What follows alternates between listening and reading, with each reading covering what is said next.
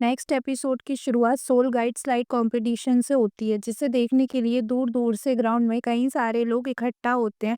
जिसका होस्ट और कोई नहीं बल्कि चेयरमैन था। वो बारी बारी करके तीनों टीम्स को यहाँ इनवाइट करता है। और अब वो सबसे पहले ओंडू चेयरमैन ऑफ अलायंस के लोगों को इनवाइट करता है। सेकंड नंबर पे वो कॉमन अलायंस की खूबसूरत लड़कियों को बुलाता है। और थर्ड नंबर पे बारी आती है जेटीयू अलायंस के मास्टर्स की, जो तीनों यहाँ हिस्सा लेके फाइनल्स तक पहुंच गए थे।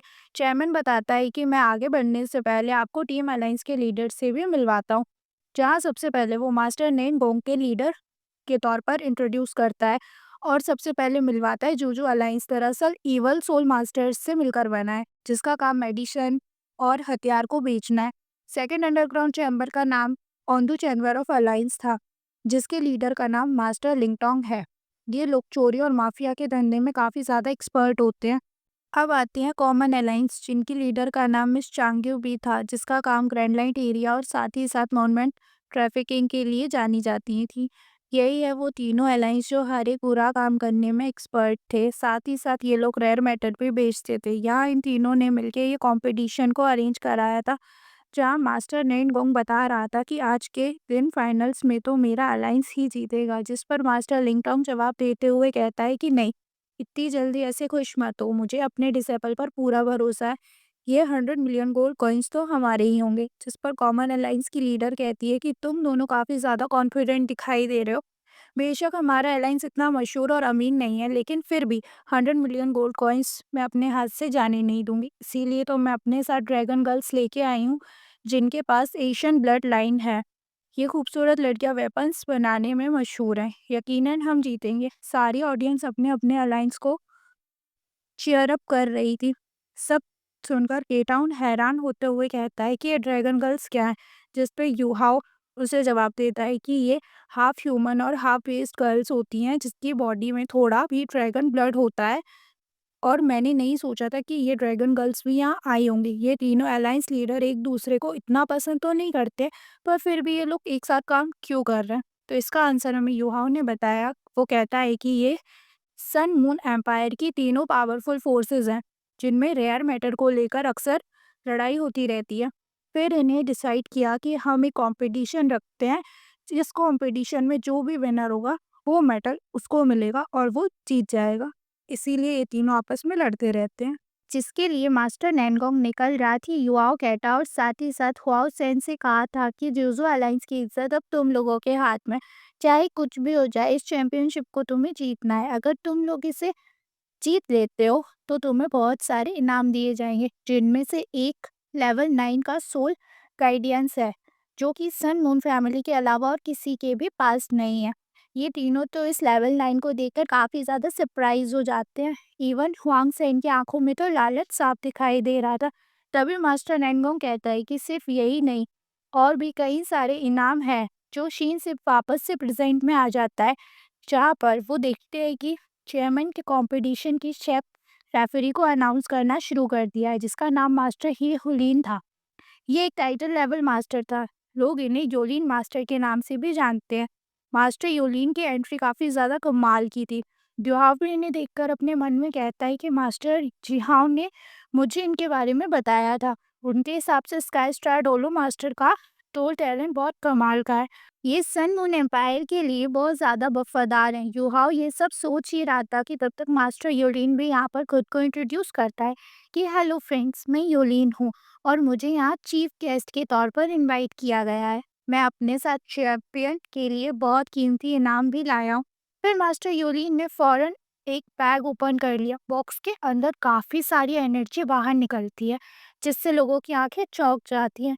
यहाँ पर युवाओं देखता है कि वो लाइट सोल टूल से आ रही थी। इस टूल को मास्टर योलीन ने खुद बनाया था और वो इसे इंट्रोड्यूस करते हुए बताता है कि इसका नाम है सन मूनलाइट गॉड निडल, जो मेरा सन मून एम्पायर को बहुत सारा हार्ड बना देती है। जो भी हमारे खिलाफ जाने की कोशिश करेगा ना, वो इस आर्टिफैक्ट का सामना करेगा और ये उसे खाक कर देगी। यहाँ जब मास्टर योलीन इस डिवाइस के बारे में बता ही रहे थे कि उन्हें क्राउन फेस की बात याद आ गई। क्राउन फेस ने मास्टर योलीन को पहले ही बता दिया था। उन्होंने पहले ही बता दिया था कि मैं तुम्हें एक लड़का टैंक वो दिखाई देगा, इस कॉम्पिटिशन में, जिसका असली नाम युहाओ है, वो मेरे एम्पायर के लिए कभी भी काम नहीं करेगा। इसीलिए मैं चाहता हूँ कि कल कॉम्पिटिशन के दौरान तुम्हें जैसे ही मौका मिले तुम उसे मार डालना। ये सब सोचते ही मास्टर यूलिन युहाओ की तरफ देखने लगे। युहाओ भी उन्हें ही देख रहा था। मास्टर यूलिन अपने निडल के अटैक्स के बारे में बताता है कि ये कितने पावरफुल अटैक जनरेट कर सकता है। 30 किलोमीटर तक कम से कम के सोल गार्डन एनर्जी कंज्यूम कर सकता है। इसके लिए उसे बहुत ज़्यादा सोल पावर की ज़रूरत पड़ेगी। युहाओ और बाकी सब लोग इसकी पावर के बारे में जानकर काफ़ी ज़्यादा सरप्राइज हो गए थे। तभी मास्टर यूहिन कहता है कि चलो बहुत बातें हो गई हैं और ज़्यादा टाइम वेस्ट ना करते हुए हम फाइनल्स को शुरू करते हैं। जब फाइनल में तुम सबके पास पूरे 3 घंटे होंगे, 3 घंटे में तुम लोगों को एक एक सोल गाइडनेस टूल तैयार करना होगा। जिसका टूल सबसे ज़्यादा बेहतरीन होगा वही इस फाइनल कंपटीशन का विनर होगा। वहाँ जितने भी डिसअपियर्स थे सब अपना टूल बनाने में लग गए। मास्टर नैन्योंग देख रहा था कि वह पहले से काफ़ी ज़्यादा स्लो काम कर रहा है। जिसके बाद दूसरा सीन यहाँ क्राउन फेस और मिस ऑरेंज पर आ गया था, जहाँ दोनों विंडो के पास खड़े थे। क्राउन कहता है कि मिस ऑरेंज से कि तुम भी तो ये कंपटीशन में बहुत इंटरेस्टेड थी, क्या तुम इसे देखने नहीं जाओगे? मिस ऑरेंज प्यार से कहती है कि मैं बस आपके साथ रुकना चाहती हूँ और आपको छोड़कर मैं कहीं नहीं जाना चाहती। ये सुनकर क्राउन भी रोमांटिकली मिस ऑरेंज का हाथ पकड़ लेता है और उससे कहती है कि मुझे भी तुम्हारे साथ पसंद है। ये दोनों बात कर ही रहे थे कि अचानक बाहर का मौसम बदल गया।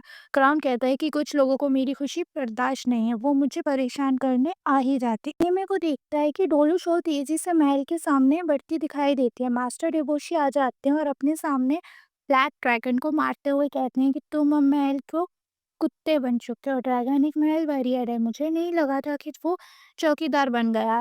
लोग वक्त के साथ कितना बदल जाते हैं ये देखकर ब्लैक ड्रैगन भी ताना मारते हुए कहता है कि तुम्हारा भाई फाइट करते हुए मारा गया था, क्या तुम भूल गए हो कि तुम्हें उसका बदला लेना था? ब्लैक ड्रैगन कहता है कि हम एक दूसरे पर इल्जाम लगाने का कोई फायदा नहीं है। भले ही इतनी फाइट हो रही थी पर कंपटीशन चलता जा रहा था। अब नैनबोंग सोचता है कि क्राउन फेस ने मुझसे युहाओ के बारे में बात की थी, पर ये लड़का बिल्कुल खास नहीं लग रहा, ये तो बहुत स्लो है।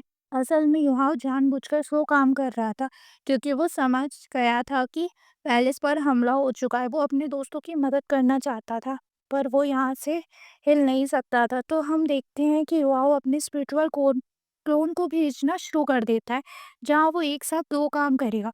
एक तो कंपटीशन में शामिल होगा और दूसरा अपने एनर्जी से अपने दोस्तों की मदद करेगा। जो एनर्जी युहाओ के क्लोन में कन्वर्ट हो जाती है, इसे देखकर सब सरप्राइज हो गए थे और युहाओ से सवाल करने लगे। अब युहाओ ने समय न जाया करते हुए फाइट के बारे में सोचता है। अब यहाँ पे ये लोग वेयर हाउस तक पहुंच जाते हैं, जहाँ बाहर की तरफ इन्हें लॉर्ड ली और कई सारे गार्ड्स दिखाई देते हैं। लीडर लॉर्डली को बताता है, मतलब उन गार्ड्स का जो लीडर होता है वो लॉर्डली को बताता है कि पैलेस पर किसी ने हमला कर दिया। लॉर्डली सबको जाने को कहता है और अब वेयर हाउस पर सिर्फ लॉर्डली बचता है।